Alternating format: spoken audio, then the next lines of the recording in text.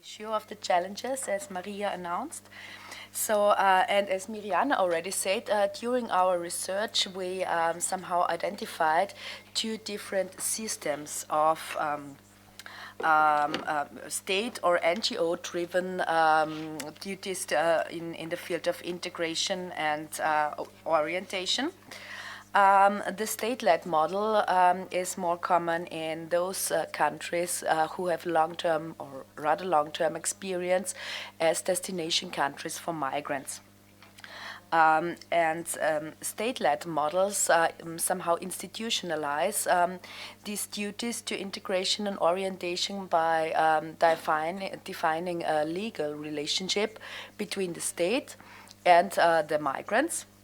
And defining legally the mutual rights and obligations. For example, in Austria, we have this the state institution, which is the Austrian Integration Funds, and the Austrian Integration Funds defines the duties and the obligations of the migrants, and also commits the state to provide the integration and orientation services to the migrants. The migrants have to declare by signature that they will take all the integration and orientation measures and also learn the language, of course, and pass the exams. So the state-led systems somehow legally equip state institutions with the provision of these services. In Austria, for example, the Austrian Integration Funds provides language and social orientation courses, and also develops the curricula for the language and orientation courses. This means that this way the state ensures a coherent and consistent approach in terms of orientation and integration. Which means all over the country, all over Austria, the migrants learn somehow similar content. A main advantage in this is not only the coherence, but also the accessibility of these services, as the migrants are legally obliged to take part in these courses. So this way it's ensured that all non-nationals get the information, get the orientation. So this is the main advantage of this system.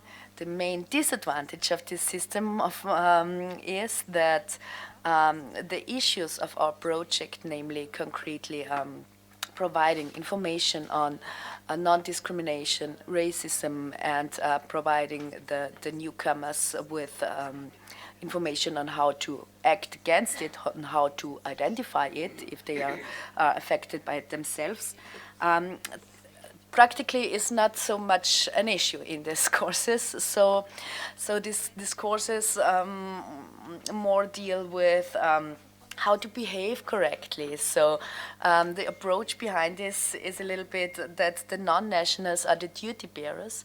They have to be prevented from acting against our values. So the content of our project, RACCOMBAT, is not so much dealt with in these courses.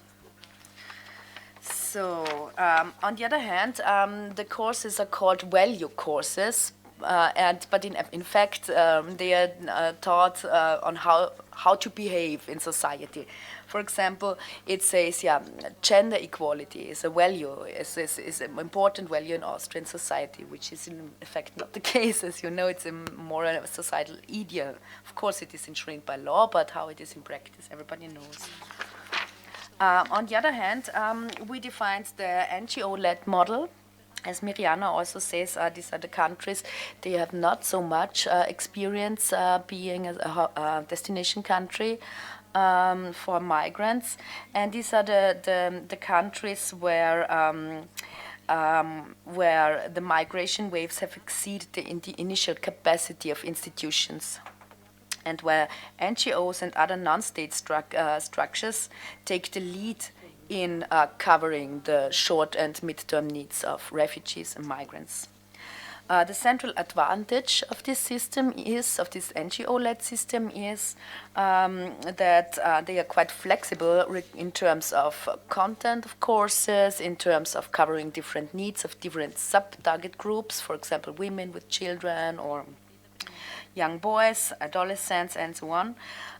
They do not want to apply a one-size-fits-all approach, but rather are flexible. They have NGOs have a lot of knowledge about good practices from other countries deriving from their work in international projects and so on. At the same time, they are dependent on funds and donations. They are too much influenced by political fluctuations and so on. So this is the main disadvantage. Also, the accessibility is maybe compared to the state-led model a disadvantage, because while in the state-led model the participation in these courses is no, thank you, is mandatory. Here it is voluntarily. Okay, and then just some words to common challenges in both systems identified by our research. It is that the target group is totally heterogeneous. So the education levels is different. The language skills is different. So this is a challenge for incorporating tolerance and mutual respect during language and orientation courses. Another challenge is the traumatization and bad health condition of the target group. So this affects the ability to learn a lot. Yes, and last but not least, effectively teaching fundamental rights knowledge, respect, it needs constant contact. So providing it in the frame of a language or orientation course is maybe too short. So rather you need constant exchange, also involving the members of the host society, and it's a long-term process. Okay, that's it. Thank you. Благодаря, Изабела.